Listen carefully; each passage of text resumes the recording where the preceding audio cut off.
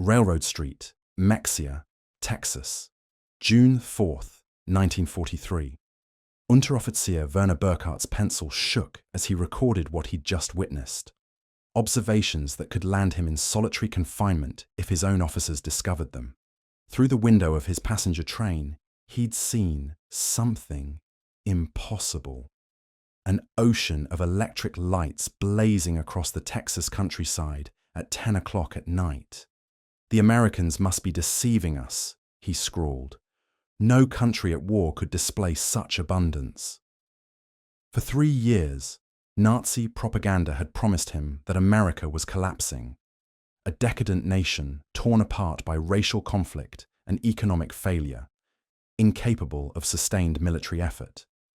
But the evidence before his eyes told a different story entirely.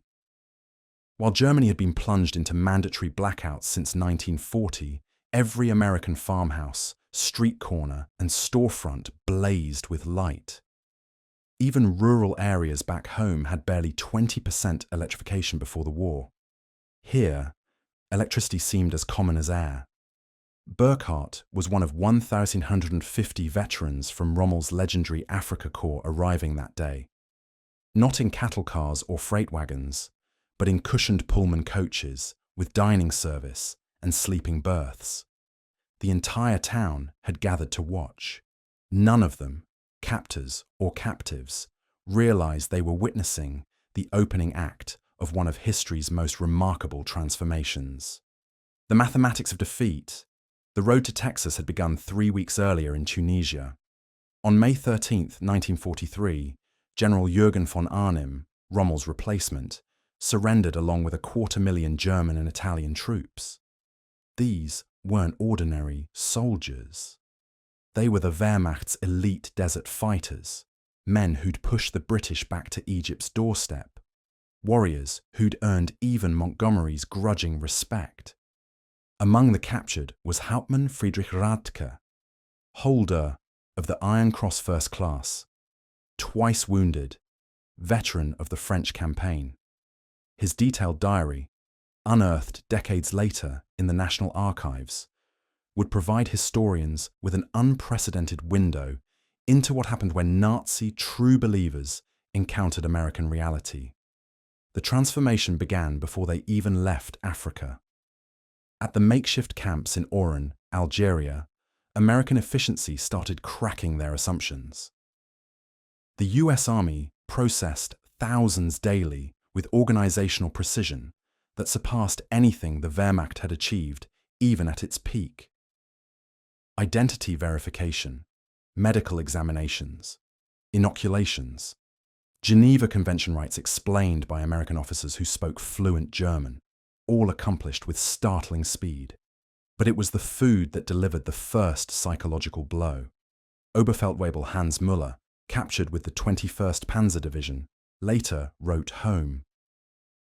"In the holding camp at Oran, while we waited for ships, the Americans fed us better than we'd eaten during 6 months of desert combat. White bread, real coffee, meat twice daily. We assumed it was propaganda, a show for our benefit. We didn't understand this was their standard military ration. Liberty ships and revelation. The vessels waiting to transport them were themselves monuments to American industrial power. The SS Robert E. Peary had been constructed in 4 days, 15 hours, and 29 minutes at Kaiser Shipyards in Richmond, California. Had the Germans known this, they would have dismissed it as impossible fiction. These Liberty ships, produced at a rate of 3 per day during peak production, normally delivered supplies to Europe. Rather than return empty, they carried human cargo, up to 30,000 prisoners monthly by summer 1943. The 2-week Atlantic crossing became the second phase of their education. Feldwebel Kurt Zimmermann of the 90th Light Division kept meticulous notes that later reached his family. The ship's crew discarded more food waste daily than my entire company received weekly during our final months in Africa. American sailors threw away half-eaten steaks, whole bread loaves, gallons of milk that sat too long. They did this openly, without thought, not to mock us, but because their supply was endless. The vessels themselves became floating classrooms. Prisoners discovered they were aboard one of 2,710 Liberty ships that would be built during the war, each requiring 250,000 parts from components manufactured across 32 states. The engines came from 3 separate factories, each producing 900 horsepower cylinders assembled in ports that barely existed 2 years earlier. Lieutenant Colonel Wilhelm von Stauberg, whose aristocratic Prussian family had served in every German war since Frederick the Great, would later write, "As we approached the American coast, I watched the radar antenna rotating above the bridge. We believed only we, and perhaps the British in limited quantities, possessed this technology. Yet here it was, standard equipment on a cargo vessel. That's when I first suspected Germany had already lost the war."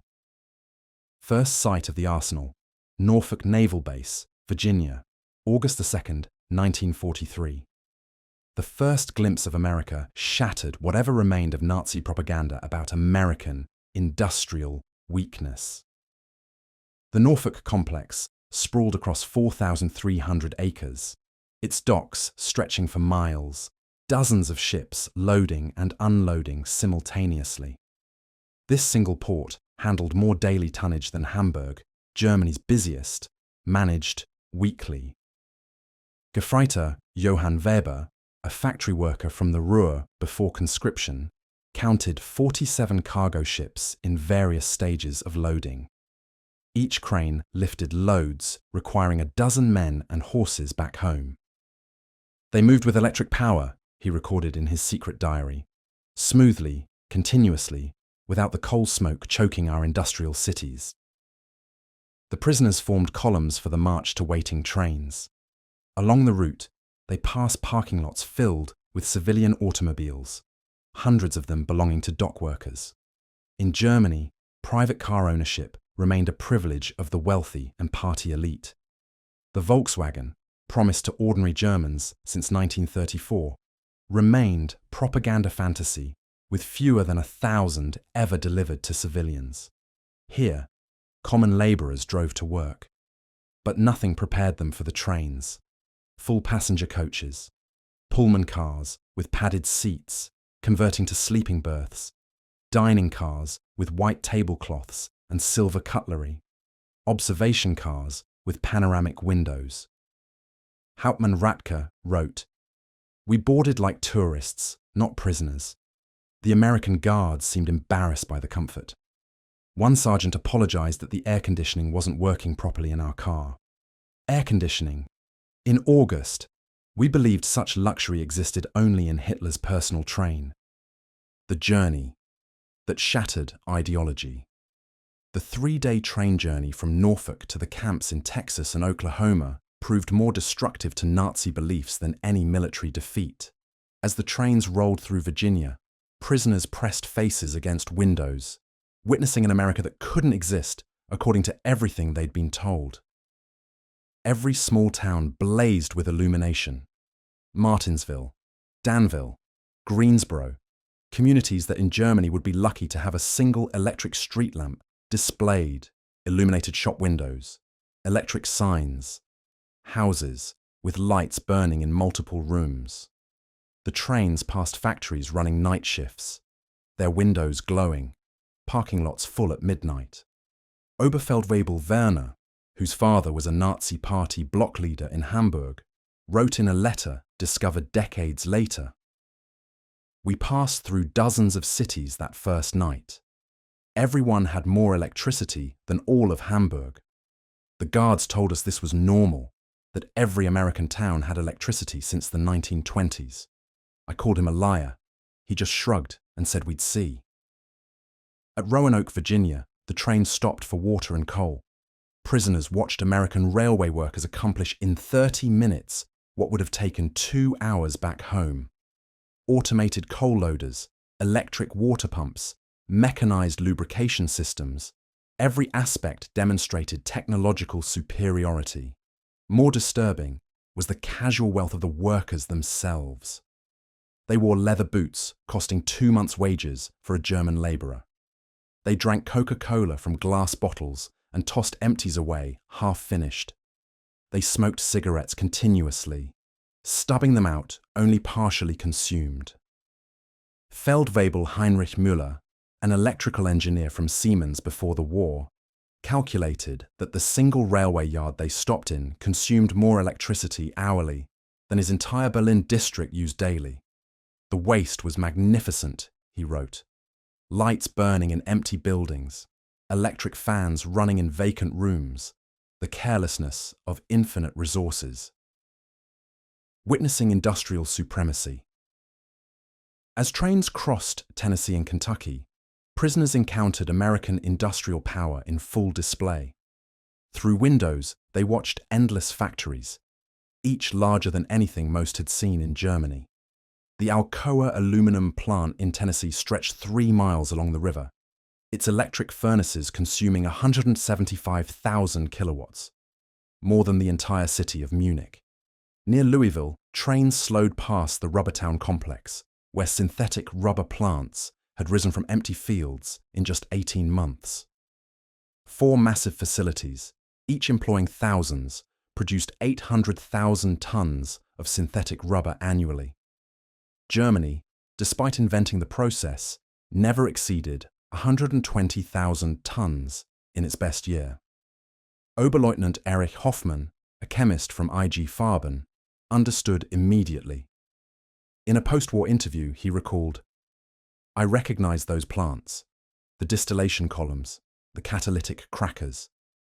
Each facility was more advanced than anything we'd built, and there were 4 just in this location.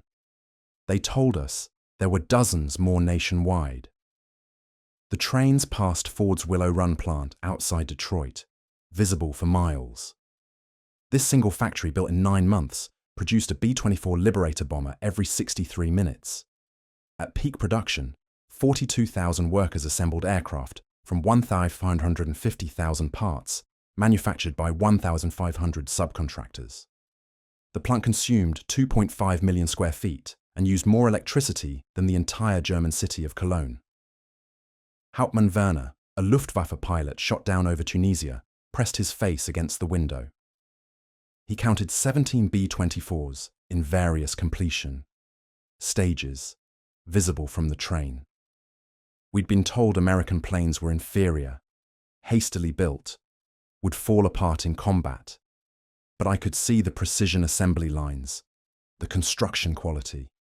These weren't inferior aircraft. They were simply built faster than we could imagine possible. The endless abundance. The deeper trains penetrated America, the more complete the destruction of Nazi mythology. In St. Louis, they crossed the Mississippi on the Eads Bridge, while below them, barges carried more grain than Germany's entire 1942 harvest. Grain elevators stretched along both banks, each holding enough wheat to feed a German city for months. Unteroffizier Karl Schmidt, a farmer's son from Bavaria, wrote, "The Americans transport food as we transport ammunition, in endless quantities, without concern for loss.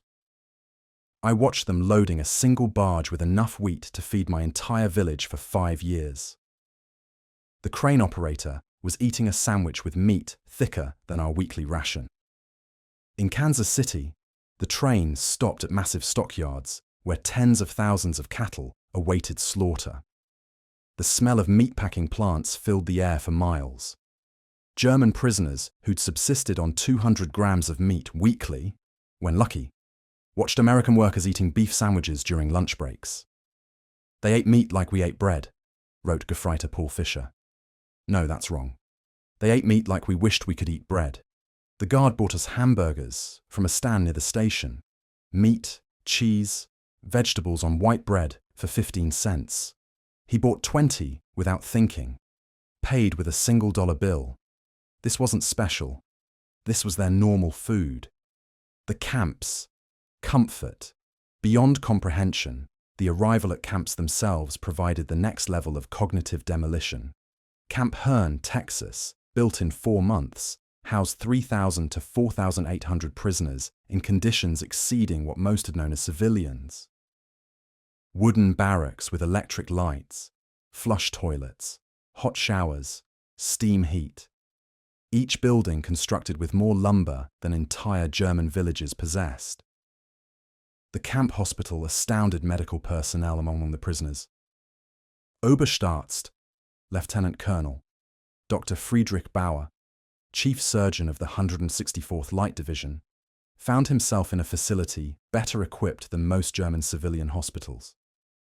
X-ray machines, surgical equipment, pharmaceutical supplies unavailable in Germany since 1941. All standard provision for enemy prisoners. They had penicillin, Dr. Bauer later testified. This miracle drug we'd only heard rumors about. They used it freely, even on prisoners with minor infections. German soldiers were dying for want of basic sulfur drugs, and the Americans were giving us their most advanced medicine without hesitation. The camp kitchen became another classroom in American prosperity. Prisoners assigned to cooking discovered walk-in refrigerators, electric mixers, automated dishwashers, gas ranges preparing meals for 5,000 men. Daily rations included fresh milk, eggs, meat, vegetables, and white bread. Quantities German civilians hadn't seen since 1939. Feldwebel Otto Krebs, a former hotel chef from Munich, wrote, "Today, we threw away more food than my family has seen in 3 years. Not spoiled food, simply excess." American regulations require preparing 10% more than needed to ensure every prisoner receives full rations. The surplus is discarded. I wept as I threw perfectly good bread into garbage. Working in American fields. By September 1943, labor shortages led to prisoner employment in fields and factories nationwide. This decision, driven by necessity, proved more destructive to Nazi ideology than any propaganda program could achieve. Prisoner groups were trucked daily to work sites, traveling through the American heartland without blindfolds or restricted routes. They saw everything. At a cotton gin outside Houston, Unteroffizier Herbert Lang watched a single machine process more cotton hourly than his entire village could handle monthly, using traditional methods. The gin was powered by electricity from the Colorado River Authority, part of rural electrification, bringing power to 90% of Texas farms by 1943. The farmer who owned the gin was nobody special, Lang recorded. Not aristocracy, not a party member, just a farmer. Yet he had electricity, running water, a truck, a car, and a tractor. His workers, including the Negroes, ate lunch from boxes containing more food than German workers received weekly. And this was normal. Every farm we passed was the same. In Nebraska, prisoners worked sugar beet fields, witnessing agricultural mechanization that defied comprehension. A single combine harvester could do the work of 100 men. Fields stretched to the horizon, each larger than entire German counties. Farmers spoke casually of yields that would have been fantasy in Germany, 60 bushels per acre compared to Germany's 30 on the best land. Gefreiter Wilhelm Hoffmann, working on a farm outside Scottsbluff, wrote, "The farmer's son, a boy of 16, drove a tractor worth more than everything my father earned in his lifetime. When I mentioned this, the boy laughed and said it wasn't even a particularly good tractor. His father was waiting for a new model from John Deere that would be even better." Inside American factories. The most devastating revelations came to prisoners working near or in American factories. While Geneva Convention rules prohibited direct war production work, prisoners could work in industries, freeing American workers for military production.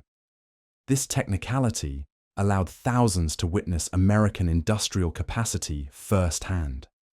At a Campbell soup factory in New Jersey, prisoners watched production lines processing more tomatoes daily than most German factories handled monthly.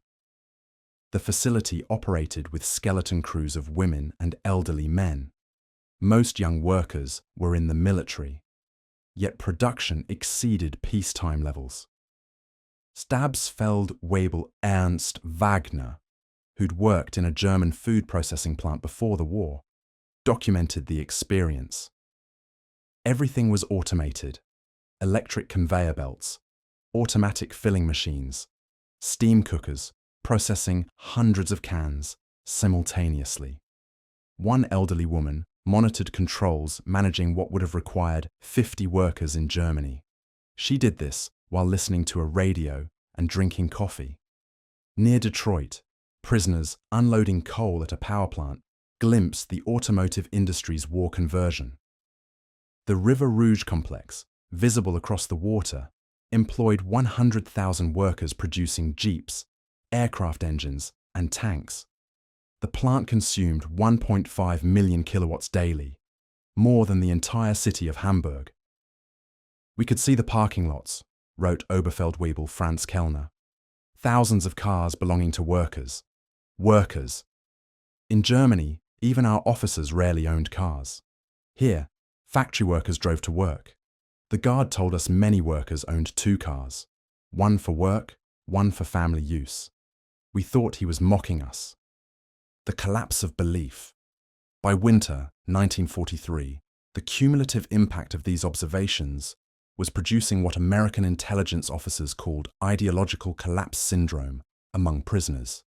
The Special Projects Division, the secret re-education program run by the Provost Marshal General's office, documented increasing numbers of prisoners requesting access to American newspapers, books, and educational materials. Major Paul Newland, a monitoring team member, reported in December 1943. "The prisoners no longer argue when shown production statistics. They've seen too much. The most fanatical Nazis have become quiet. They still maintain loyalty to Germany, but no longer speak of victory. Many openly question what they were told about America." Camp newspapers produced by prisoners themselves began reflecting this transformation. Der Ruf, the Call, published at Fort Kearny, Rhode Island, gradually shifted from defiant nationalism to discussions of democracy, economic systems, and post-war reconstruction. Lieutenant Hermann Gutscher, captured with the 10th Panzer Division, wrote in a letter that passed American censors, "We were told America was a mongrel nation, weak, divided, controlled by Jews, incapable of military prowess. Every day here, I see the opposite. This is the most organized, unified, and powerful nation on earth. We were told fairy tales by criminals. The most devastating blow. The most devastating blow to Nazi ideology came from an unexpected source: the treatment of Italian prisoners after Italy's surrender in September 1943. Italian prisoners who agreed to cooperate were formed into Italian service units, given better quarters, increased pay, and more freedom. German prisoners watched their former allies working alongside Americans, eating in American restaurants, some even dating American women. Hauptmann Friedrich Schulz wrote, "The Italians betrayed us, yet they're treated better than we treated them as allies. They work freely, earn money, send packages home. The Americans show them no hatred. This democracy we were taught to despise appears more honorable than our own system." Christmas, 1943. A turning point. Christmas 1943 provided the most profound psychological impact. American organizations, churches, and civic groups sent 500,000 Christmas packages to German prisoners, enemies who'd been trying to kill American soldiers months earlier. Each package contained cigarettes, candy, toiletries, and games. Local communities invited prisoners to Christmas dinners, though regulations prevented most from accepting. At Camp Hearn, Texas, the local Methodist church choir performed Christmas carols in German for prisoners. Women from Hearn sent homemade cookies and cakes. Boy Scouts delivered handmade Christmas cards. This kindness toward enemies shattered the final remnants of Nazi racial theory. Oberleutnant Walter Müller, whose brother had died in Hamburg's bombing, wrote, "They know we're their enemies. Many have sons and husbands fighting against our armies. Yet they show us Christian charity, not propaganda, but genuine kindness. What kind of people treat enemies this way? Only those absolutely certain of victory and secure in their power." The Christmas feast itself defied comprehension. Turkey, ham, mashed potatoes, gravy, vegetables, pies, ice cream. Quantities of food Germany hadn't seen since before World War I. Prisoners ate until they were sick, unable to comprehend such resources being lavished on enemies. "We ate like kings," wrote Feldwebel Hans Bauer. "Better than German generals eat, better than party leaders. And this wasn't special. The guards told us this was a normal American Christmas dinner, that every American family was eating the same meal. If they can feed prisoners this way, what must their own soldiers eat?" Education and transformation. By early 1944, over 40,000 German prisoners were enrolled in educational programs. They studied English, American history, mathematics, and sciences. The University of Chicago provided correspondence courses. Stanford University sent professors to lecture on democracy and economics. The thirst for knowledge was insatiable. Prisoners who'd been told Americans were cultureless barbarians discovered libraries with millions of books, universities welcoming all social classes, scientific research leading the world. They read American newspapers freely, comparing multiple viewpoints, something impossible in Nazi Germany. Hauptmann Dr. Wilhelm von Braun, a physicist conscripted from the Kaiser Wilhelm Institute, attended lectures on atomic physics at Camp Shelby. He later wrote, "American professors, including Jewish refugees from Germany, taught us without hatred. They spoke of science as universal, belonging to all humanity. They were years ahead of German research, and they shared knowledge with enemies. This generosity of spirit was incomprehensible to minds shaped by Nazi ideology. Camp theaters showed American films, not propaganda, but regular Hollywood productions. Prisoners watched Gone with the Wind, seeing a depiction of American defeat and recovery resonating with their own situation. They saw The Grapes of Wrath, amazed that Americans would show such self-criticism to enemies. They hide nothing, wrote Lieutenant Joseph Kramer. They show their problems, their failures, their conflicts. Yet this honesty makes them stronger, not weaker. In Germany, such criticism would mean death. Here, it's considered patriotic.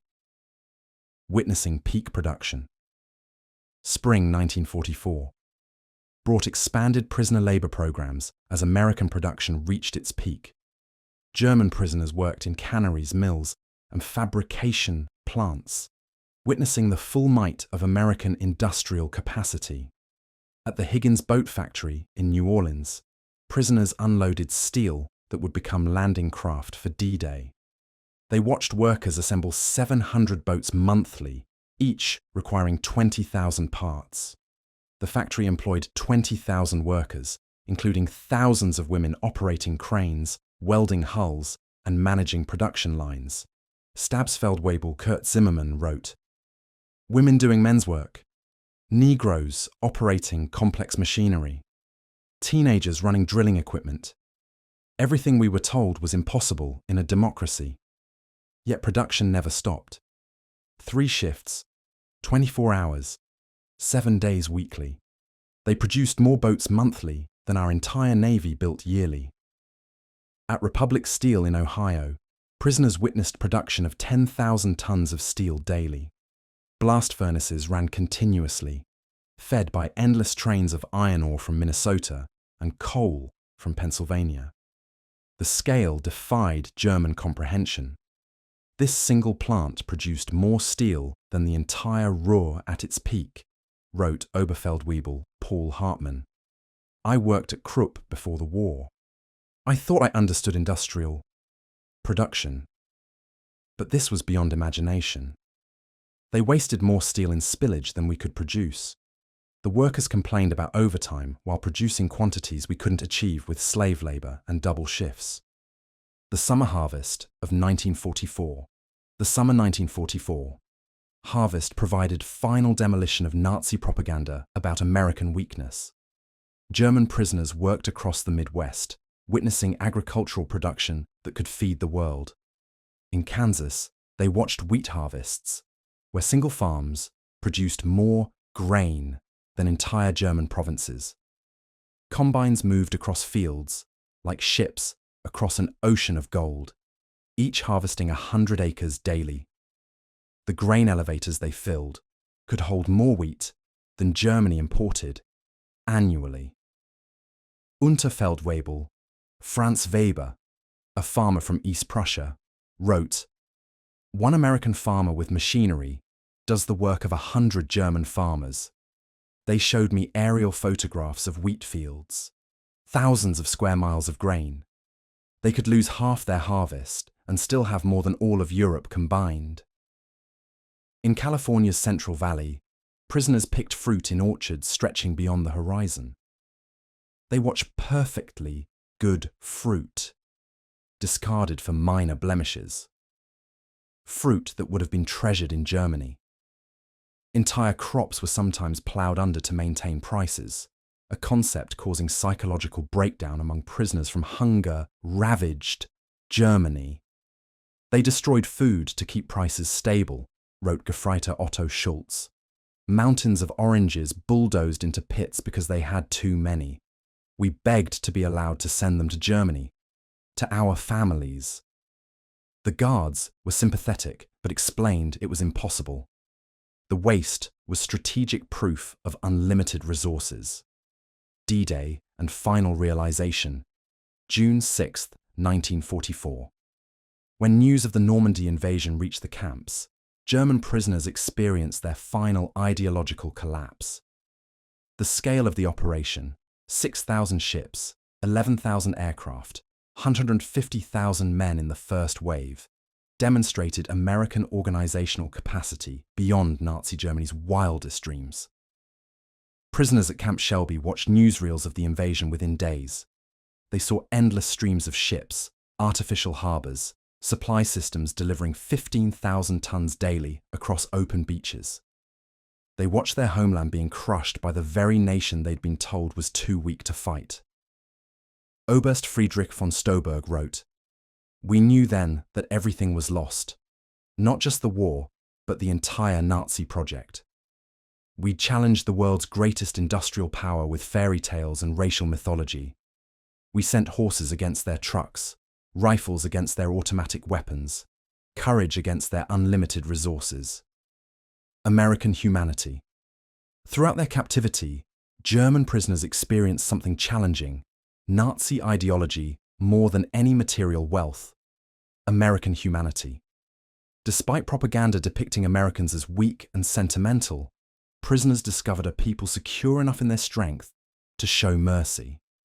When Gefreiter Hans Müller's son died in Hamburg's bombing, the American camp commander personally delivered the Red Cross message and offered condolences.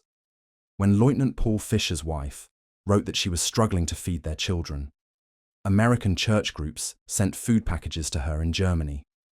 Enemy civilians in a nation America was actively bombing. They separated the German people from the Nazi regime, wrote Hauptmann Otto. They said they were fighting Hitler, not Germans. This distinction, which seemed like propaganda, proved genuine. They prepared us to rebuild Germany after the war, not to destroy it. Medical treatment particularly affected prisoners. German doctors worked alongside American medical staff, learning new techniques, using advanced equipment. Prisoners received operations available only to Germany's elite. Mental health treatment, virtually unknown in the Wehrmacht, was provided to traumatized soldiers. Dr. Friedrich Bauer wrote, "They treated attempted suicides with counseling, not punishment. Prisoners with mental breakdowns received therapy, not beatings. This humanity toward enemies revealed a strength we never understood, the confidence of true power. The re-education program's success. By March 1945, the secret re-education program had produced remarkable results. Over 25,000 prisoners had volunteered for democracy courses. Camp newspapers published articles about constitutional government, free markets, and civil rights. Discussion groups debated Germany's future after the war. The program's success exceeded all expectations. Prisoners who'd arrived as fanatical Nazis were writing essays about democratic reconstruction. Officers who'd sworn oaths to Hitler were planning how to implement American agricultural methods in post-war Germany. "We became missionaries for democracy," admitted Oberst Hermann Göring, no relation to the Reich Marshal, in a 1975 interview. "Not through coercion or propaganda, but through observation. We saw it work. We saw ordinary people living better than German aristocracy. We wanted that for Germany." The transformation was so complete that American authorities worried about prisoners being too enthusiastic about American ways. Some requested to stay in America after the war. Others married American women they met through prison correspondence programs. Thousands would eventually immigrate to America in the 1950s. Facing the horror. April 1945 brought the final revelation. As American forces liberated concentration camps in Germany, the footage was shown to German prisoners. Many refused to believe it initially, claiming it was propaganda. But the evidence was overwhelming. Testimony from American soldiers, photographs, newsreels, and eventually letters from Germany confirming the horror. The psychological impact was devastating. Men who maintained some pride in German honor despite military defeat now faced the complete moral collapse of their nation. Everything they'd fought for was not just defeated, but evil. Hauptmann Walter Schmidt wrote the most eloquent summary. "We thought we were warriors for a great cause. We discovered we were tools of criminals. We believed we were bringing civilization to inferior peoples. We found that we were the barbarians. The Americans we called weak and decadent showed us what civilization actually meant." Return to a shattered homeland. As the war ended in May 1945, German prisoners faced repatriation with mixed emotions. They'd witnessed an America contradicting everything they'd believed. They'd eaten better as prisoners than as soldiers. They'd been treated with more dignity by enemies than by their own government. The last months of captivity were spent preparing for return to a destroyed Germany. American authorities provided vocational training, agricultural education, and political instruction. Prisoners learned about the Marshall Plan before it was announced, understanding that America would rebuild rather than punish Germany. "They prepared us to rebuild our country," wrote Oberst Friedrich von Stauberg. "They gave us skills, knowledge, hope.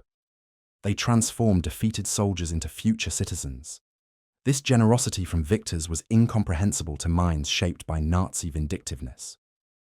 Between 1945 and 1946, 371,683 German prisoners were repatriated from American camps. They returned to a Germany divided, destroyed, and destitute. But they brought something precious: knowledge of how a democratic industrial society functioned. Building the new Germany. German prisoners who experienced American prosperity became unwitting agents of transformation in post-war Germany. They'd seen industrial efficiency, agricultural productivity, and democratic prosperity.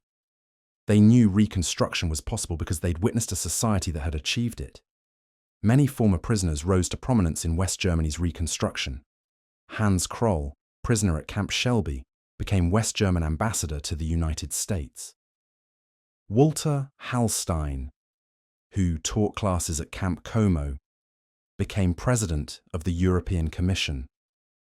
Rüdiger von Wechmar, held at Camp Herne, served as German permanent representative to the United Nations. Eduard Ackermann, prisoner at Fort Robinson, became a leader in German agricultural reform.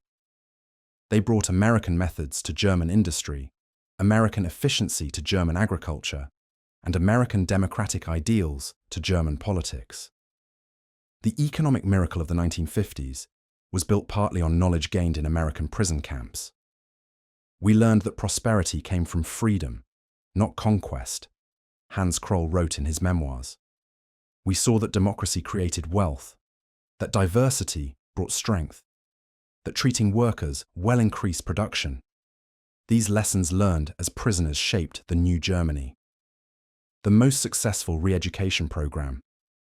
Historians have called the German prisoner experience in America one of the most successful re-education programs in history. Without coercion, without propaganda in the traditional sense, American industrial might and democracy converted hardened Nazis into future democratic citizens. The program succeeded because it relied not on words, but on observation.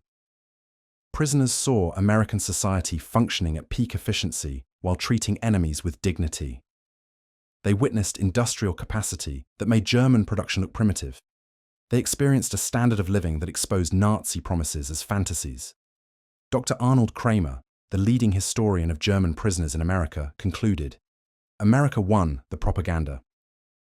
War, not through clever messages, but through sheer reality. Every full meal, every electric light, every working toilet was an argument against Nazism. The prisoners were converted by prosperity. The statistics support this assessment. Of the 371 683 German prisoners held in America, fewer than 1% attempted escape. Only 2,222 total attempts recorded. Post-war surveys showed 95% rated their treatment as good or excellent. Most remarkably, thousands maintained correspondence with American families for decades after the war. The 1985 reunion. In 1985, on the 40th anniversary of the war's end, surviving German prisoners held a reunion in Austin, Texas. Over 500 former prisoners returned to America, many bringing families to show them where their transformation had begun. Former Oberfeldwebel Hans Weber, who'd been held at Fort Robinson, Nebraska, and later returned to become a physician in Georgetown, Maine, spoke at the reunion. Life in the camps was a vast improvement for many of us who'd grown up in cold water flats in Germany. We discovered running water, central heating, and abundant food. But more than that, we discovered dignity. Former Stabsfeldwebel Kurt Meyer, who'd worked on farms in Iowa, added, "The farmers treated us not as enemies, but as young men far from home. They shared their meals, their knowledge, sometimes their homes. This humanity from people whose sons were fighting against us, this changed us forever."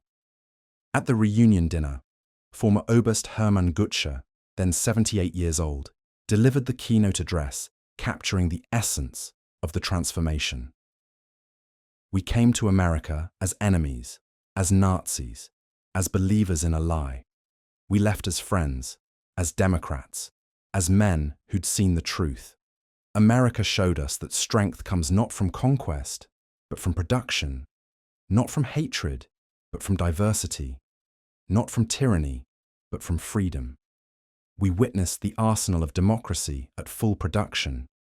We saw farmers who produced food for the world, workers who built the tools of victory, and citizens who treated enemies with dignity.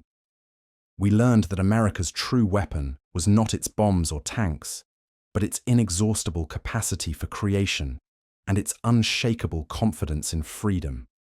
We returned to Germany with a mission to build a society that could create rather than destroy, that could prosper through peace rather than war. The Germany that rose from the ashes was built on lessons learned in American prison camps.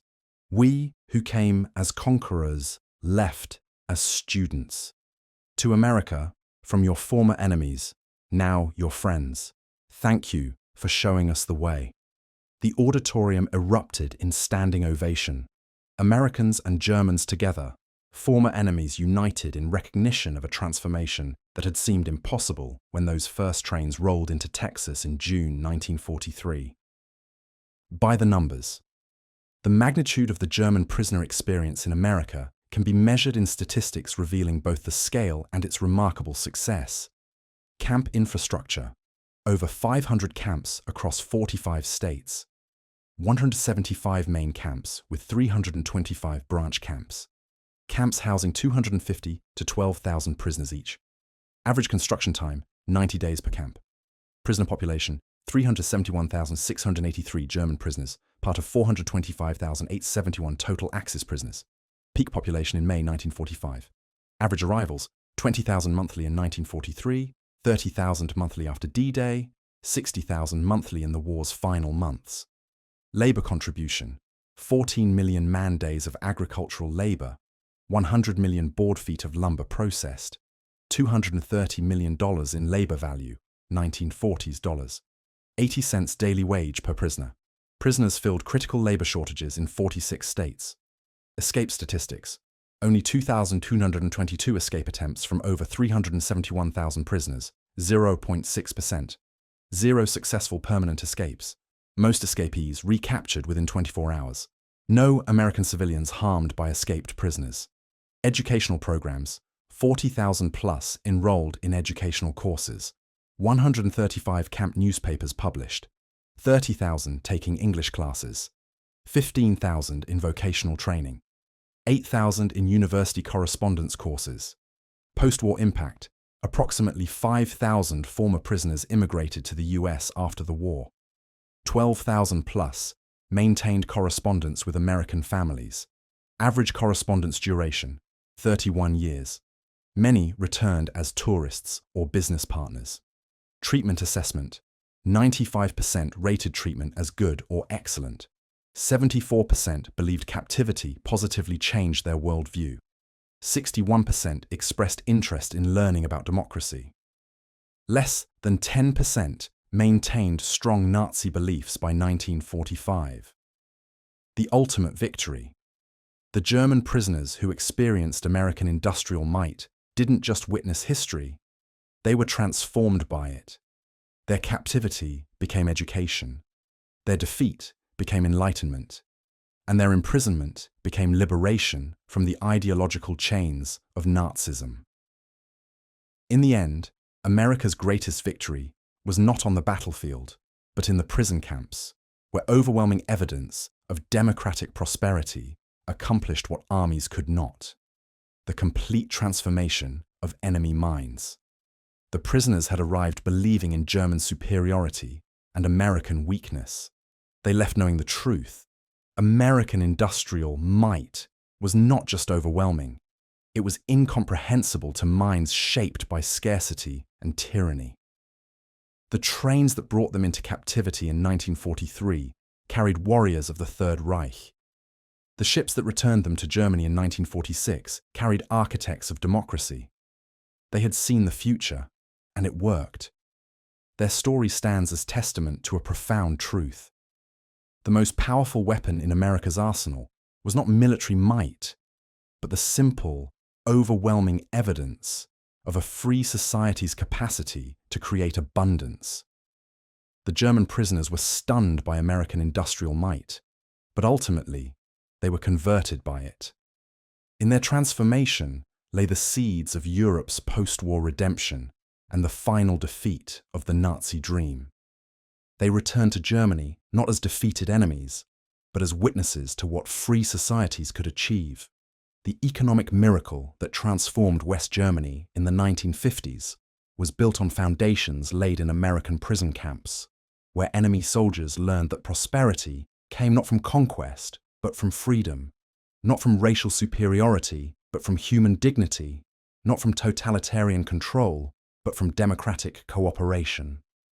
The German prisoners had arrived in America expecting to find a weak, divided nation on the verge of collapse. Instead, they discovered an industrial colossus of unlimited power and surprising humanity. They had come as prisoners of war, but left as witnesses to the arsenal of democracy at its absolute peak. In their awe, at American abundance lay the psychological seeds of the Atlantic Alliance, the Marshall Plan, and the democratic reconstruction of Germany. They had seen America, and they would never be the same.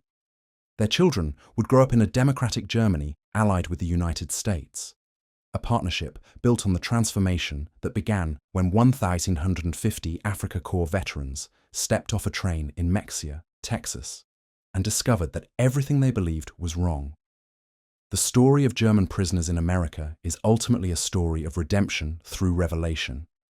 It proves that sometimes the greatest victories are won not through destruction, but through demonstration, not through propaganda, but through prosperity, not through hatred, but through humanity. The German soldiers who witnessed American industrial might became the unwitting ambassadors of democracy, carrying back to their homeland the seeds of transformation that would bloom into one of history's most successful reconstructions. Their journey from Nazi warriors to democratic citizens remains one of the most remarkable transformations in modern history, accomplished not through force, but through the overwhelming evidence of what free people could achieve when they worked together. In the end, that was America's secret weapon. Not just the ability to produce more tanks and planes than any nation in history, but the capacity to transform enemies into friends through the simple power of example. The German prisoners were stunned by America's industrial might, but more importantly, they were changed by it. And in that change lay the foundation for a better world. If this story of transformation through observation moved you, please like this post and subscribe for more deep dives into the hidden moments that shaped our modern world. History's greatest lessons often come from the most unexpected classrooms.